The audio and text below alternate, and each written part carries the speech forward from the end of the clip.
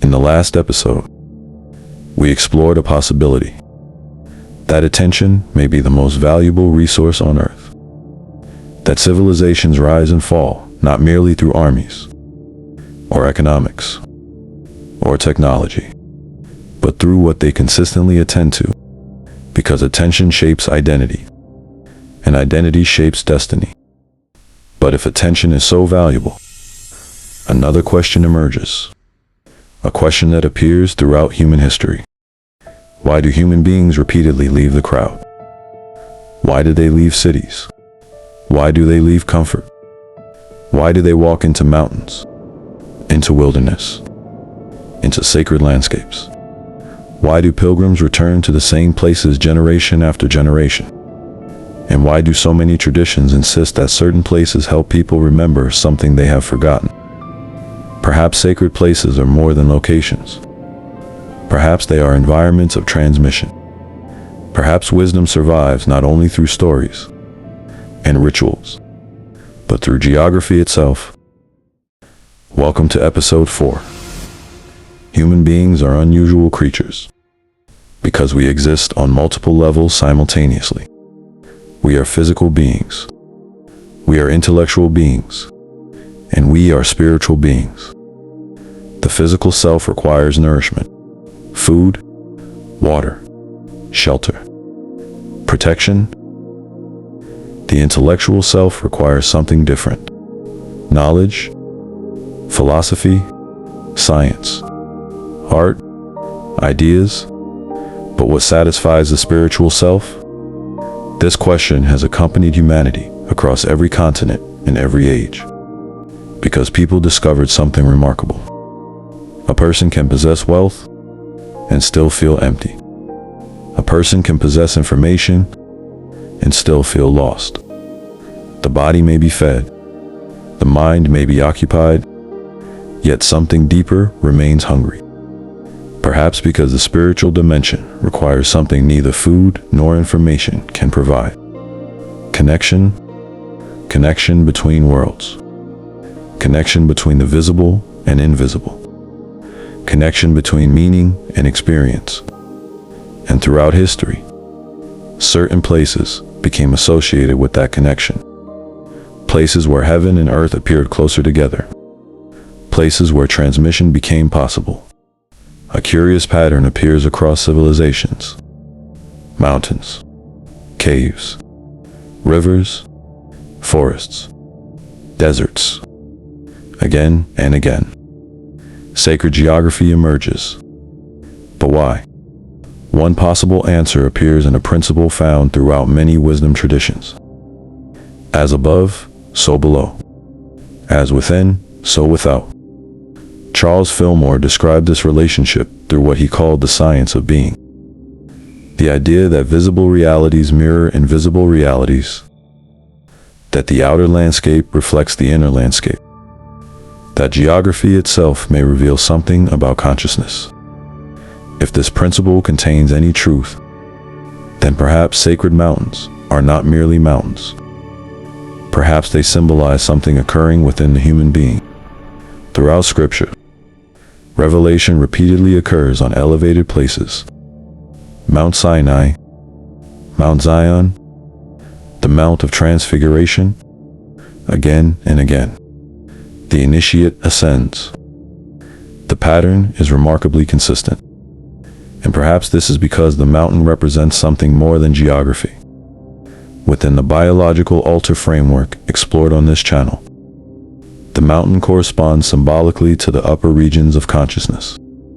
The upper room, the cerebrum, the place of vision, the place of revelation, the place associated in many traditions with the pineal gland, the single eye, the lamp of the body.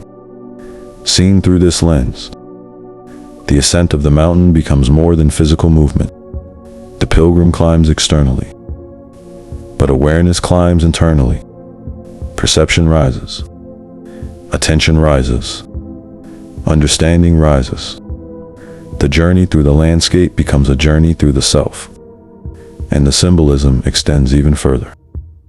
Throughout the world, Sacred rivers appear beside sacred mountains. Just as cerebrospinal fluid moves through the nervous system, rivers move through the body of the land. They carry life, movement, communication, transmission.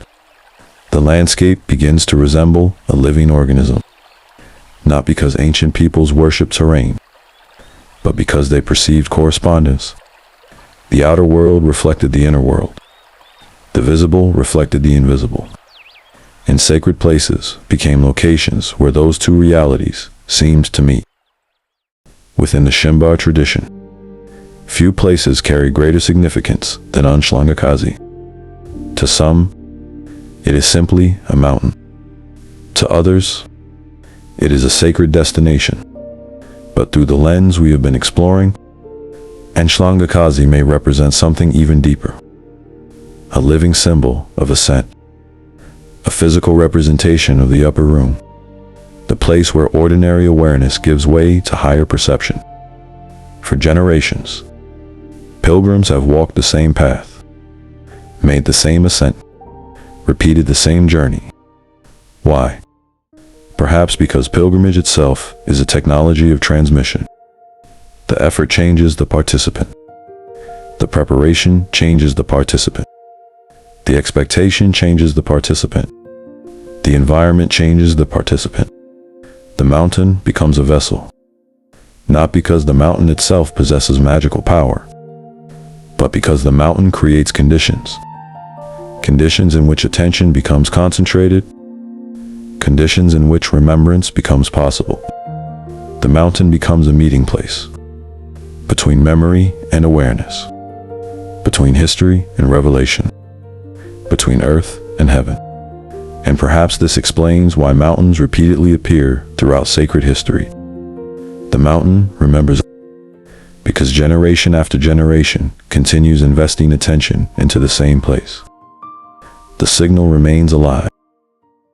But the mountain is not the only sacred geography within the Shembe tradition. There is also Ekuphakameni. His very name points toward elevation, a lifting upward, a raising.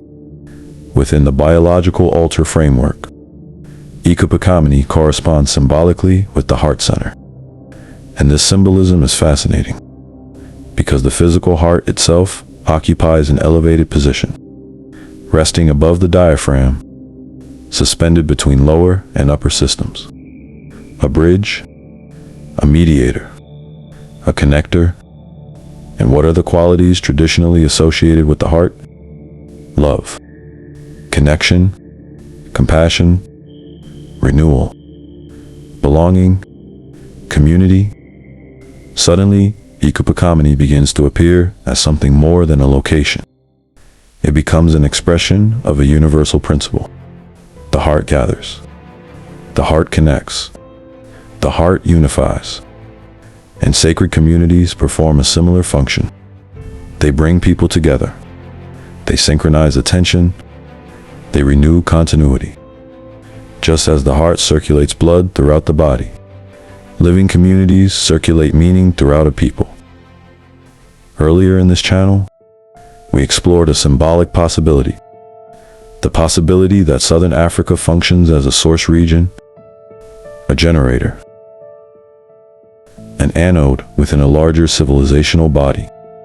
Whether one interprets this spiritually, historically, or symbolically, the principle remains intriguing. Every living system contains source regions, places where signals originate, places where patterns emerge, places where transmission begins. Southern Africa possesses an extraordinary concentration of such places. Some of humanity's oldest known archaeological sites are found here. Sites stretching back tens of thousands of years.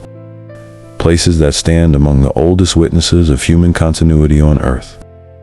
And what is particularly fascinating is that many of these sites appear along or near the 31st East Meridian, a line that repeatedly emerges within the symbolic geography explored throughout this channel.